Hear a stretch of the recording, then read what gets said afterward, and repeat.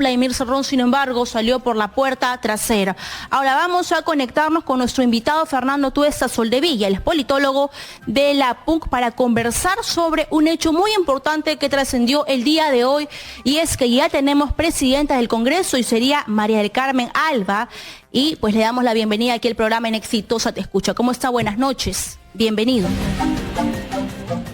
Gracias, buenas noches.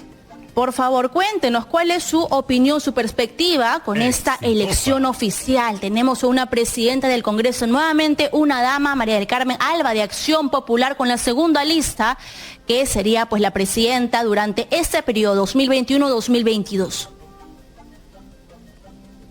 Bueno, era previsible. Perú Libre no había hecho ni dado los pasos necesarios y suficientes como para crear una mayoría que pudiera favorecer al gobierno. En todo caso, habiéndose elegido una mesa directiva opositora, la situación del gobierno que recién se va a asumir a partir de la juramentación de Pedro Castillo el 28 de julio es preocupante, y por una sencilla razón. En los antecedentes históricos en nuestro país, los gobiernos no suelen aguantar parlamentos con mayorías opositoras. Bustamante Rivero en el 48, Fernando Belaúnde en el 68, Alberto Fujimori en el 92, Pedro Pablo Kuczynski en el 2019, Vizcarra en el 2020. Todos tuvieron parlamentos contrarios. Lamentablemente en el Perú, entre las reglas de juego y nuestra cultura política, que no suele ser, pese a los discursos, pese a toda esta inflamada arenga sobre la democracia, no suele respetarse, y esa es una preocupación. Esperemos, sin embargo, que esta mesa directiva logre combinar el ejercicio pleno de su función con una relación adecuada, y no como los casos que hemos señalado históricamente, que todos terminaron con el fin del gobierno. En todos los casos. No ha habido un solo caso, más allá de las buenas intenciones, porque siempre se han hablado en las buenas intenciones, en todos los casos, diciendo que van a colaborar, van a estar abiertos, etcétera, pero en la práctica esto no sucedió, ¿no? Entonces, mi primera impresión en todo caso es, por un lado, la incapacidad del gobierno para crear una mayoría, y en segundo lugar, la preocupación de una mayoría opositora que tiene en sus filas parlamentarios y grupos que obviamente luego de la segunda vuelta electoral tienen sangre en el ojo, y entonces eso es sí preocupante.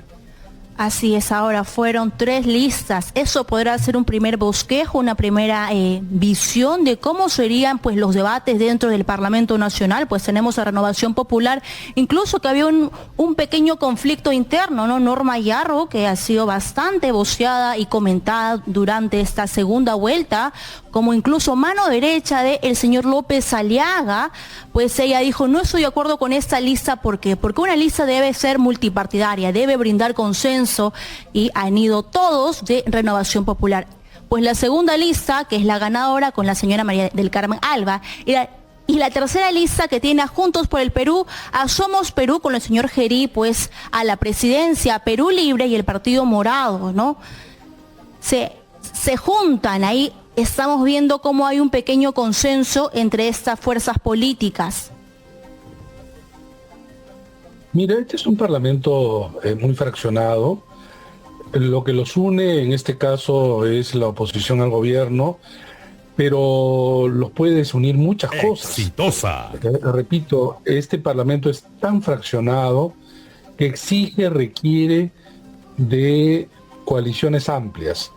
Es muy difícil que tú consigas algo con 4 bancadas. De las 9 tienes que conseguir por lo menos el voto de 5 o 6 bancadas. Esto no es fácil, porque es una negociación, y en toda negociación, así como recibes, tienes que dar, tienes que ceder, tienes que conceder. Esto lo que no ha hecho, por ejemplo, Perú Libre. Porque claro, muchos de ellos se justifican en el hecho de que al frente tienen opositores. Pero bueno, esa era la composición del Congreso que lo sabemos desde casi el 11 de abril. Entonces esto no es ninguna novedad.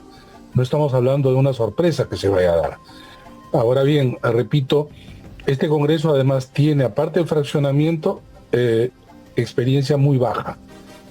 Tenemos, creo que, una docena de ex parlamentarios de periodos anteriores, el resto no tiene ninguna experiencia. Vale decir, van a ir a aprender. Y en algunos casos no es un aprendizaje de políticos que han tenido una carrera vasta, sino de gente que la mayoría no ha estado dentro del ámbito político. Esto no es poca cosa, porque esto lleva en muchos casos a dos vías. Uno, el populismo, ofrecer y ofrecer y ofrecer cuando no se puede cumplir, o forzar leyes que, como el Parlamento anterior, varias que han sido declaradas inconstitucionales, o cometer errores en términos del propio control político. Es decir, el desconocimiento de la función parlamentaria es algo que este nuevo Parlamento tiene como signo, ¿no? Fraccionamiento y desconocimiento. En el otro lado, tenemos un ejecutivo con un presidente exitosa, que también tiene escaso experiencia política. Su experiencia política ha sido muy acotada, muy limitada, muy local, y por el contrario tiene que definir su relación con Perú Libre y con una persona como Vladimir Cerrón, que si bien es cierto no va a tener cargo público, en estos días ha logrado tener una mayor influencia en zonas que le pueden ser sumamente útiles a partir del 28 de julio. Así es. Ahora, por ejemplo, ¿cuál para usted debería ser esta postura o esta actitud que debería tomar esta bancada mayoritaria de Perú Libre con 37 curules? ¿Con quién juntarse? ¿Con quién armar consensos para principalmente definir las comisiones, ¿no?, principales, economía y finanzas, la de fiscalización, constitución, por ejemplo? Yo veo muy difícil, ¿eh? Yo creo que la mesa directiva, más aliados que no están directamente con cargos allí, tipo Fuerza Popular, se van a distribuir la mayoría de los cargos. Es decir, van a ejercer su condición de mayoría.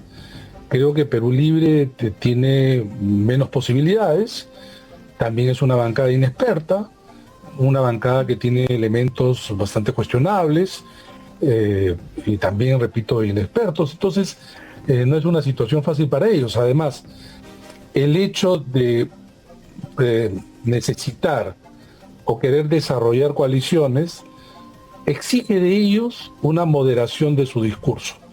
Y es algo que Vladimir Cerrón, por el contrario, ha estado petardeando o incluso boicoteando. Porque el mismo Pedro Castillo ha tratado de tener un discurso más bien moderado en el mismo Congreso donde tú estuviste de una manera... Sí, yo estuve como reportera ahí. Exitosa. Claro, conociendo lo que decía la gente. El discurso de Pedro Castillo era un discurso más bien, mucho más abierto, ¿no? Decir de que este no es un gobierno de partido, y la respuesta de Cerrón era por el contrario, ¿no? Era fortalecer el partido, poner, digamos, los ejes en distintas, en distintos sectores. Me refiero distintos a lo de Pedro Castillo. Vladimir Cerrón es para Pedro Castillo no una piedra, sino es un gran obstáculo para el ejercicio de su poder. Antes de en las elecciones o cuando recién se inscribieron, todo era felicidad porque en realidad se conjugaban pues el hambre y la necesidad, ¿no? Uno necesitaba un partido, el otro necesitaba un candidato presidencial. Sus aspiraciones habrían sido a lo más mantener la inscripción, pero ahora tienen una tarea enorme en donde tienen que tomar decisiones. Es decir, a partir del 28 de julio, el señor Pedro Castillo tiene que enfrentar un cúmulo de decisiones que tiene que tomar. No solamente el personal, me refiero al gabinete. Ese día va a tener que decidir, probablemente con su ministro de Salud y su primer ministro, qué se hace, por ejemplo, con el tema de la vacunación. ¿qué hace? Siguen lo mismo. ¿Van a cambiar? ¿De qué manera? Imagínate ese solo tema, que es uno, delante de montones de temas.